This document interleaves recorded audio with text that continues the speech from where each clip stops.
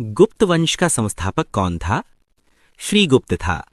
भारत का नेपोलियन किसे कहा जाता है? समुद्रगुप्त को। चंद्रगुप्त द्वितीय ने कौन सी उपाधि धारण की थी? विक्रमादित्य की।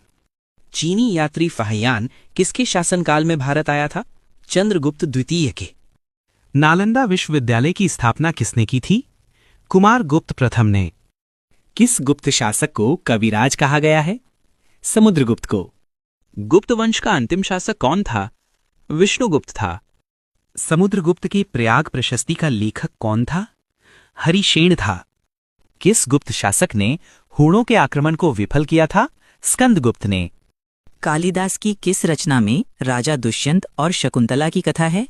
अभिज्ञान शाकुंतलम में। गुप्त काल में कुल्यवाप और द्रोणवाप शब्द किससे संबंधित थे? माप की इकाइयां से भूमि माप। गुप्त काल में आय का मुख्य स्रोत भाग क्या था? भूमि उपज का हिस्सा था। प्रसिद्ध खगोल शास्त्री आर्यभट्ट कहाँ के निवासी थे? पाटलिपुत्र, कुसुमपुर के। पंचतंत्र के लेखक विष्णु शर्मा किस काल के प्रसिद्ध साहित्यकार थे?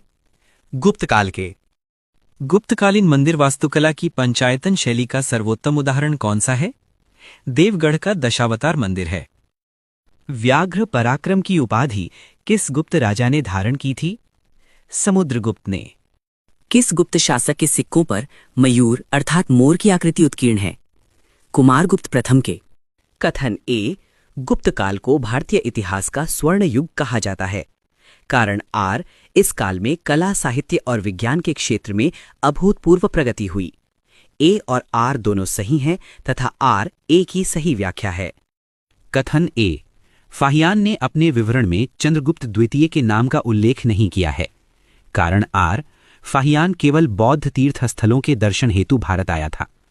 ए और आर दोनों सही हैं, परंतु आर ए की सही व्याख्या नहीं है।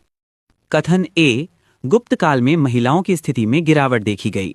कारण आर, इस काल में बाल विवाह और सती प्रथा जैसी कुरीतियों का प्रचलन बढ़ा। ए और आर दोनों सही हैं तथा आर ए की सही व्याख्या है। गुप्त काल में क्षेत्र भूमि किसे कहा जाता था? इसका उत्तर आप लोग कमेंट बॉक्स में जरूर बताएं। धन्यवाद।